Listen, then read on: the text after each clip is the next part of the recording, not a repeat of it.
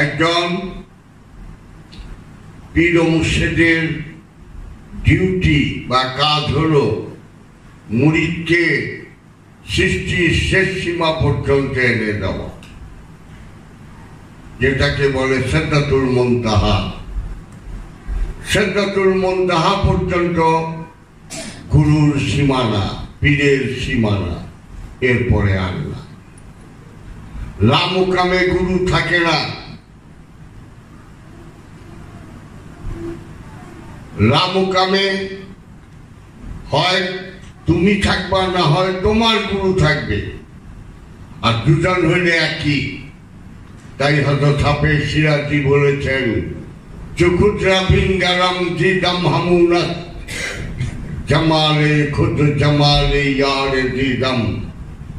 যখন সম্পূর্ণরূপে আমি ফানা হয়ে গেলাম মুর্শিদের মধ্যে, যে দেখি জামালে খুদ, আমার পীর ও আমি, জামালে ইয়ারে দিদাম, আমার মুরিদ ও আমি,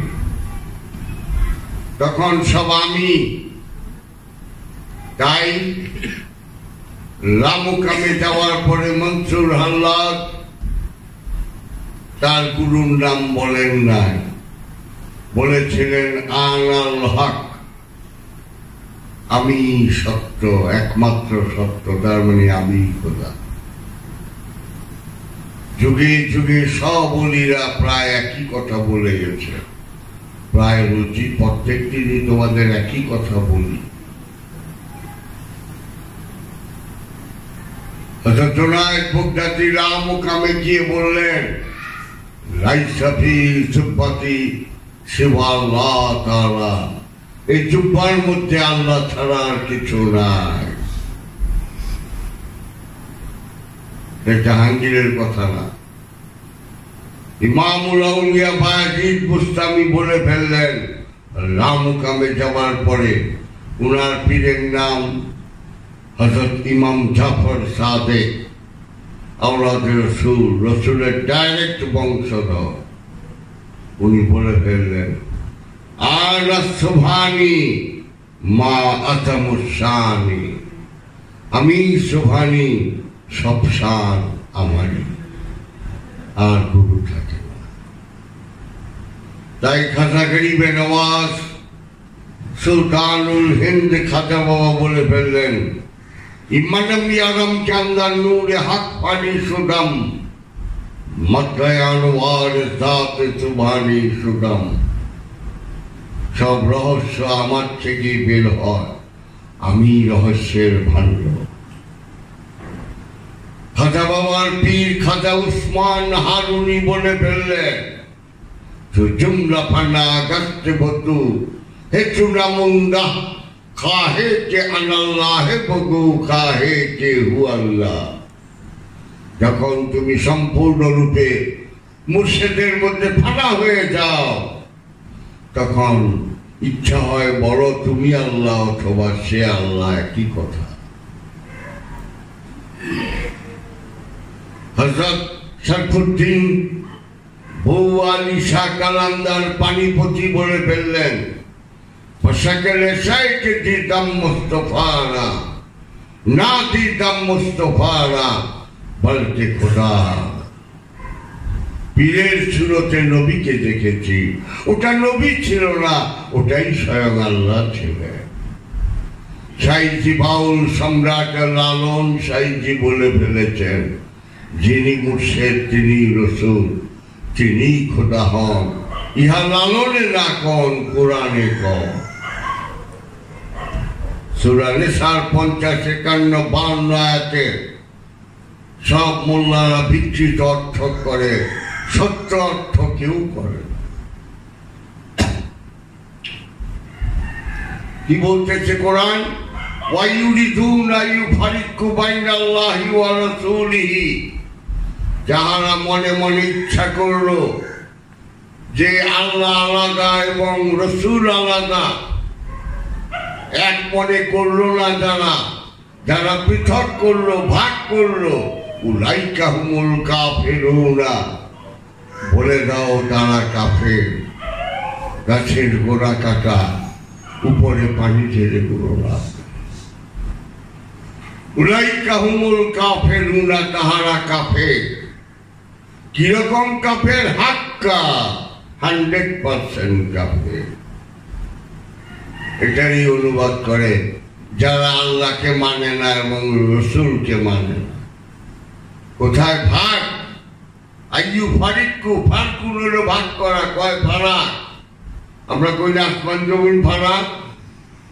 আইয়ু ফারিকু, ভাগ করিতে। ভাগ মানে কি? আল্লাহ আলাদা, রসুল আলাদা যারা মনে করে, উলাইকা হুমুল কাফেরুনা, বলে দাও তারা কাফের। আর কোন ইবাদত বন্দেগীর প্রয়োজন নাই, গাছের গোড়াই নাই।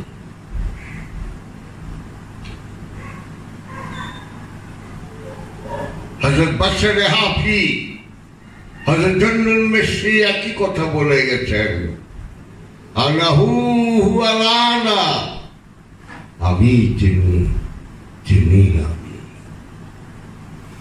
একটু 1300-1400 বছর আগে, 1200 থেকে 1400, 1500, আমার মহানবী বলে গেছেন, মান রানি ফাকাতাল হাক্কা, who sees me, he sees the Lord. যে আমাকে দেখেছে সেই আল্লাহকে দেখেছে। সাহাবীদের মধ্যে একজন বলছিলেন, ইয়া রাসূলুল্লাহ, জীবন ভর আবু জাহেল, আবু লাহাব, উকবা, সাহেবা, আব্দুল্লাহ, মুগিরা, জুলখাইস এরা আপনারা দেখে আসছে, তারা কি আল্লাহ দেখছিল? নীরব হবার পরে ওহী নাযিল হলো, ইয়ানজুরুনা ইলাইকা ওয়া হুম লা ইউবসিরুন। দেখিতেছেন, তাহারা আপনাকে দেখিতেছে, অথচ তাহারা আপনাকে দেখিতেছে না। তাহলে দেখা দুই রকম, উপর দিয়ে দেখা একরকম, ভিতরে দেখা আরেক রকম। কিন্তু 1300-1400 বছর আগের কথা। দেখি তো আরো আগে বলেছে কিনা কেহ? হ্যাঁ, 6000 বছর আগে যমদগ্নি মণি বলে ফেললেন, সহম সহমি, চিনি আমি, আমি চিনি। 6000 বছর আগে ভৃগুমণি বলে ফেললেন, মদং ব্রহ্মা, ব্রহ্মা মদং, আমি ব্রহ্মা, ব্রহ্মাই আমি। 6000 বছর আগে দুর্বাসা মুনি বলে ফেললেন, মদং নারায়ণম, নারায়ণম মদং, আমি নারায়ণ, নারায়ণী আমি। শ্রী শ্রী চৈতন্য দেব বলে ফেললেন, তুই মুই, মুই তুই, তুই আমি, আমি তুই। কেহ তো দুইয়ের কথা বললেন না, সবাই একের কথা বললেন। তৌহিদে দুই থাকে না, তৌহিদে একেরই অবস্থা। সুতরাং গুরুর সীমানা সিদরাতুল মুনতাহা পর্যন্ত, তারপরে আর গুরু থাকে না। গুরু ইচ্ছা করেই চলে যায়, ওখানে আরই থাকে। আমরা অনেক সময় বলি, এটা কি, ওটা কি। এটা আমি তুমি থাকলে প্রশ্ন আর উত্তর আছে। যখন আমি আমি, তখন প্রশ্নও থাকে না, উত্তরও থাকে না।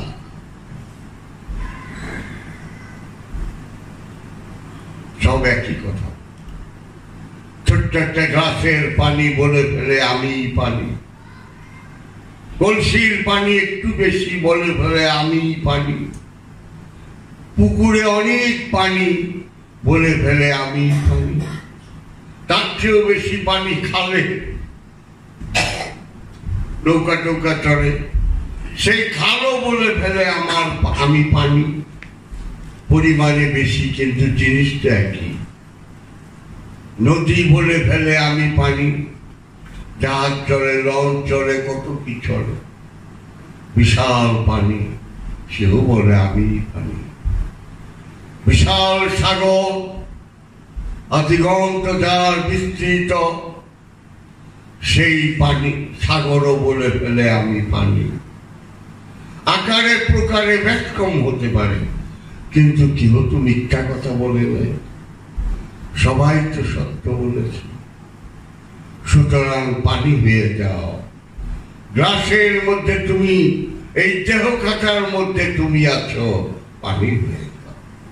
তোমার সঙ্গে আরো দুইজন আছে, একজন আল্লাহ আছেন, আরেকজন শয়তান আছে।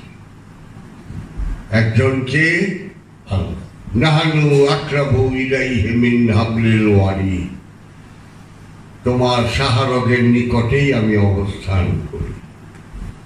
I'm residing nearest to the jugular vein, তোমার হার্টেই আমি থাকি। আবার বলছে কোরআন, শয়তানও খান্নাস রূপে তোমার মধ্যে আছে, মিন শাররিল ওয়াসওয়াসিল খান্নাস। এই খান্নাসই আমি, এই খান্নাসই আমিত্ব। নফস তো সরিয়ে, নফসের সঙ্গে যখন তটি আসে, যখন শয়তান খান্নাস রূপে অবস্থান করে, তখনই আমি হয়ে যায় আমিত্ব। এই আমি আসল আমি না, পবিত্র আমি কোনোদিন নফস কখনো অপবিত্র না। নফসের সঙ্গে যখন খান্নাসকে জড়িয়ে দেওয়া হয়, তখনই নফস অপবিত্র হয়ে যায়। এই অপবিত্র নফসকে তুমি পবিত্র করো, তুমি নফসে মুতমাইন্না করো, তুমি জান্নাতের সুসংবাদ পাবে।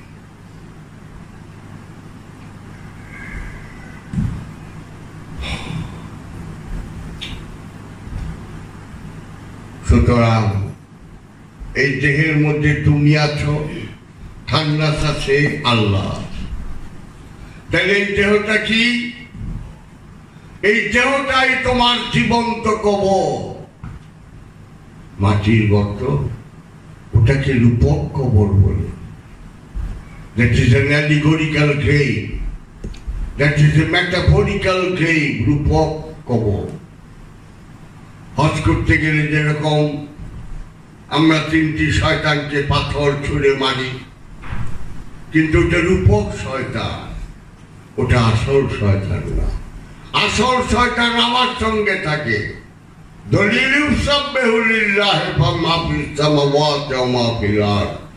আসমান জমিনে সব তৌহিদে বাস করে, শুধু তৌহিদে বাস করে না জিন আর মানুষ। সুতরাং মাটির গর্তটাও তৌহিদে বাস করে, আমার দেহটাও তৌহিদে বাস করে। তৌহিদে মিশে গেল, আমি তো সেখানে থাকি না। আমি থাকলে তো আযাব হবে, প্রতিনিয়ত আযাব হচ্ছে। এই জীবন্ত দেহটা কবরের মধ্যে, ঘুম থেকে উঠেই বাথরুমে যাই, আযাব। মুখ হাত ধুইলাম, আযাব। খাইলাম নাস্তা, আযাব। দৌড়িয়া ব্যবসায় গেলাম বা কাজে গেলাম, আযাব। প্রতিনিয়ত স্টেপ বাই স্টেপ আমরা আযাবের মধ্যে আছি, অথচ বুঝি না। সুতরাং এই দেহটাই মানুষের জীবন্ত কবর, আর ওই মাটির গর্তটার রূপক কবর। তৌহিদে বাস করে, গর্তে রাখলেই কি, সাগরে ডুবিয়ে দিলেই কি, আর শ্মশানে জ্বালিয়ে ফেলাইলেই কি, তৌহিদেরটা তৌহিদে চলে গেল। সুতরাং যে পর্যন্ত আমি তুমি আছে, সেই পর্যন্ত প্রশ্ন উত্তর আছে। যখন আমি আমার মধ্যে মিশে যাব, তখন প্রশ্নও নাই, উত্তরও না। তাই আল্লাহ নিল, আল্লাহ কথা বলে। কখন কথা বলে? কারণ আল্লাহ বান্দার মধ্যে অবস্থান করে, এই অবস্থানটিকে জাগ্রত করেছিল। কিন্তু একটা কাঁঠাল বিচি বা আমের বোড়া দেখিয়ে যদি বলো যে এইটা একটা বিরাট গাছ, কাঁঠাল বিচিটা দেখো, এটা 20 বছরে বিরাট গাছ, 50-60টা কাঁঠাল হবে, বিশ্বাস করতে চাইবে না। অথচ ওই ছোট কাঁঠাল বিচিটা যদি চারা গাছ হয়, আস্তে আস্তে বড় হয়, একদিনে হয়। সুতরাং সাধনার দ্বারাই মানুষ সিদ্ধি লাভ করতে পারে। জীবা সাধনা। এই যে আমার চিল্লু বাবা কইরা আসলো, ধন্যবাদ ধন্যবাদ তারে। আশা করি আরো চিল্লু বাবা করবে। এই সাধনা যারা করছে বারবার করে আমি দেখি। সুতরাং তোমাদেরকে বারবার বলি, আজ না পারো যেদিনই পারো নিয়ত রাখো যে আমি সাধনা করবো 4টা মাস। ফাসিহু ফিল আরদি আরবাতাশ করি। সুতরাং তোমার দেহের মধ্যে তুমি 4 মাস ভ্রমণ করো। সূরা তওবার 2 নম্বর আয়াত। অবশ্যই কিছু পাবে। সেই আমার ভিতরে যে আল্লাহ আছেন, কি রূপে আছেন? রূপে আছে। তাই বলছে অনুভাক্তু মিন রুহি, আমি আমার রূপ উদ্ধার করে দিলাম। কোরআনে একবারও বলা হয়নি মানুভাক্তু মিন নাফসি, আমি আমার নফস উদ্ধার করে দিয়েছি। এটা কোরআনে বলা হয়। মান আরাফা নাফসাহু ফাকাদ আরাফা রাব্বাহু, যে তার নফসকে চিনেছে, যে তার নিজেকে চিনেছে, কোনো সন্দেহ নাই সে আল্লাহকে চিনেছে। সে তার প্রতিপালককে চিনেছে, সে তার রবকে চিনেছে। একবারও বলা হয়নি মান আরাফা রুহুহু ফাকাদ আরাফা রাব্বাহু। রূহকে চেনা যায় না, রূহ জাগ্রত হয়। সেই জন্য নফস চিন্তা হয়, নফসের মধ্যেই রূহ উঠে দাঁড়ায়। আমরা নফসের রূহ বানিয়ে ফেলাই। তাই আমরা অধিকাংশ জায়গায় দেখি বলতে শিখে রুহের মাগফিরাত চাই, রুহের মাগফিরাত চাই। যে মরে না তার মাগফিরাত চাই। একটা অবুঝের কাজ না, তার দোষ নাই, সে বুঝতে পারে। যে বুঝতে পারেনি তার দোষারোপ করাও ঠিক না। বললাম আমরাও তো ভুল করেছি। সুতরাং একটু সাধনা, একটু ধ্যান সাধনা করো। ধ্যান সাধনা করার আগে আমার এখানে প্রতিদিন আলোচনা হয়। 20টা দিন বা 30টা দিন বা 40টা দিন থেকে যাও, থেকে একটু শিখো। তা শিখে কি করবো? তাই বাবা জান শরীফ শাহ সুরেশ্বরী বলেছেন, নূরে হকে হক আছে, হক ছিল আর তোমার মধ্যেই হক আছে, এটাকে আগে ছিল। ইবাদত করো যদি পারো শেষ ভাগে, বুঝে শুনা তারপরে ইবাদতে যাও। না চিনিয়া করিবে কাহার বন্দেগি, কিচ্ছু জানো না আরুম দারুম ইবাদত করবে। ভূতের বন্দেগি হইবে, হইবে না খোদা। ওটা ভূতের বন্ধু, বেগার খাটনি। ভূত মানে বেগার, এটা খোদার ইবাদত হবে। স্বয়ং বাবা জান শরীফ শাহ সুরেশ্বরী তার নূরে হক গঞ্জানুর কিতাবে অপূর্বভাবে লিখে গেছেন এই বাঙালি জাতিকে জানার জন্য। আমি তাদেরই একজন, বাবা জানুর গোলামের গোলাম আমি। তাই আজ আমি অবশ্যমান সাধুরে বললাম যে বাংলাদেশের কোনো পীর ফকির অহংকার না, কেউই একটা ধ্যান সাধনার একটা সেন্টার খুলল না, একটা সুফি মেডিটেশন সেন্টার খুলল না। সেন্টার কও, স্কুল কও, হল কও, যাই কও, জিনিসটা কি? সুফি মেডিটেশন সেন্টার একটা খুলল না। বুক ফেটে যায়। পীরের বাড়ি যাও, আসো, তাইরা কতক্ষণ থাকলে চলে ভালো, সেটাও ভালো। কিন্তু সত্য পাইবার যারা আকাঙ্ক্ষা রাখে তারাই সাধনা করে। আমার জিল্লু বাবায় সাধনা করে আসছে, মনটা অনেক ভালো লাগে। আশা করি তোমরাও একদিন আজ না পারো কাল পারো বা পরশু পারো তোমরাও একাগ্র মনে সাধনা করো। না হয় প্রশ্নের উত্তর অনেকই আমরা জানি না, অনেক বিষয়ই আমরা জানি না। কি উত্তর দেব? আমাদেরকে শয়তান ধোঁকা দেয়, দিয়ে জাহান্নামের দিকে নিয়ে যায়। কিন্তু শয়তান তো আগে শয়তান ছিল না, শয়তান তো আগে ফেরেশতা গোছাদার ছিলেন। তাকে কে ধোঁকা দিল? বল আনা খাইরুম মিনহু, আমি আদম থেকে উত্তম। এই কুমন্ত্রণাকে দিল, কেহই দেয় না। তিনি নিজের ইচ্ছায় এই লানতের তক্তাটা কাঁধে দিলেন। তিনি দেখলেন আমার মাসুক চায় এই দুনিয়াতে মানুষের বসতি করার জন্য, তাই তিনি জেনে শুনে বিষ করলেন পান, প্রাণ দিয়ে সপলেন আমার আজাদির কার প্রাণ। শয়তানের রূপ ধারণ না হয় ইচ্ছা করে প্রেমিক সবকিছু করতে পারে। প্রেম তাকে অনেক দূর এগিয়ে নিয়ে যায়। সুতরাং সুরেশ্বরী তাই অনেক কিছু রেখেছেন শয়তান বিষয়ে, সেটা তোমরা বোঝানি। রাখি।